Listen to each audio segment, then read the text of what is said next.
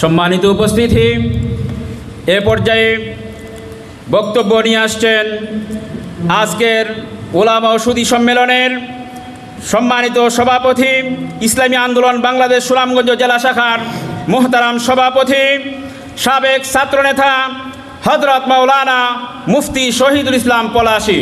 হযরত মাওলানা মুফতি শহীদুল ইসলাম পলাশী। আসসালামু আলাইকুম ওয়া রাহমাতুল্লাহ।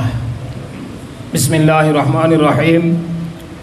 ইসলামী আন্দোলন বাংলাদেশ সুনামগঞ্জ জেলা শাখার উদ্যোগে আজকের এই উলামা ও সুদী সম্মেলনের সম্মানিত প্রধান অতিথি, বিশেষ অতিথিবৃন্দ এবং সুনামগঞ্জ জেলার বিভিন্ন রাজনৈতিক সংগঠনের সিনিয়র নেতৃবৃন্দ, উপস্থিত আইন শৃঙ্খলার সদস্যবৃন্দ, মিডিয়া কর্মী এবং সর্বস্তরের সুদী সমাজ, আমি আসলে আজকে এখানে বক্তব্য দেব না, শুধুমাত্র আমরা আজকে বক্তব্য শুনব এবং বিশেষ করে আমাদের মহতারাম প্রধান অতিথির কাছ থেকে আমরা গুরুত্বপূর্ণ আলোচনা শুনব। আপনাদেরকে আমি ধন্যবাদ দেওয়ার জন্য এখানে দাঁড়িয়েছি। আপনারা অবশ্যই জানেন, বিগত 28 জুন আমাদের ঐতিহাসিক সোহরাওয়ার্দী উদ্যানে একটি বিশাল জনসমুদ্র হয়েছিল, মহাসমাবেশ অনুষ্ঠিত হয়েছিল। আমরা সেই সমাবেশ নিয়ে ব্যস্ত ছিলাম। 29 তারিখ আসার পরে রাত থেকে আমরা দাওয়াতি কার্যক্রম শুরু করছি। মাত্র 2 দিনের মেসেজ, এই 2 দিনের মেসেজে 2 দিনের দাওয়াতে আপনারা এখানে আসছেন। আপনাদেরকে সুনামগঞ্জ জেলা শাখার পক্ষ থেকে আন্তরিক মুবারকবাদ এবং ধন্যবাদ জানাচ্ছি। আর শেষ কথা হলো আমার, আজকের যে আমরা একটা দাবি নিয়ে এখানে আমরা উলামা সুদী সম্মেলন আহ্বান করেছি, সেটা হলো আগামী জাতীয় সংসদ নির্বাচনে একটি ইসলামপন্থীর ঐক্য দরকার। এই ঐক্যটা কেন প্রয়োজন, অনেক বক্তারা বক্তব্য দিয়েছেন।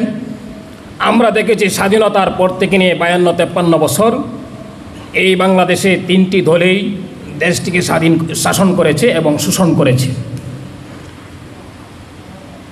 যারা এই দেশকে শাসন করেছে তারা মাঝে মধ্যে ওলামায়ে কেরামকে এবং ইসলামপন্থীদেরকে বিভিন্ন লোভ লালসা দেখিয়ে ধোঁকা দিয়েছে। এই বর্তমান প্রেক্ষাপটে নতুন স্বাধীনতার পরে আবার যদি ইসলামপন্থীরা ধোঁকা খায়, আমার মন বলছে আর কোনোদিন মাথা সোজা করে দাঁড়াতে পারবে না।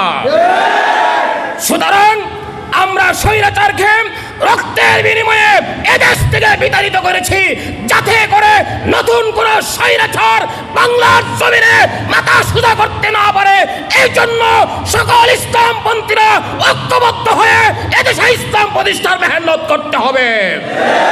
সুতরাং আজকে আমি সুনামগঞ্জ জেলার সমস্ত নেতৃবৃন্দকে সামনে রেখে বলতে চাই, আমরা জাতীয় নেতৃবৃন্দের পরামর্শে যখন সেই সিদ্ধান্ত আসে এই সুনামগঞ্জের মাটিতেও যাতে করে কোনো ফ্যাসিবাদ স্বৈরাচার মাথা সোজা করতে না পারে, সুনামগঞ্জের 5টি আসনে যাতে করে ইসলামপন্থীরা বিজয় হয়, সেই ব্যবস্থা আমাদেরকে করতে হবে। সেই ব্যবস্থা করতে কেন্দ্রের নির্দেশনায় ইসলামী আন্দোলন বাংলাদেশ যা করার কাম তাই করবে এই সুনামগঞ্জের মাটিতে ইনশাআল্লাহ। সংগ্রামী সাথী বন্ধুগণ, আগামী সকল আন্দোলন সংগ্রামে আপনাদেরকে উপস্থিত থাকার উদারত আহ্বান রেখে আমার কথা এখানে শেষ করলাম। সকলেই ভালো থাকুন, সুস্থ থাকুন। আসসালামু আলাইকুম রহমতুল্লাহ।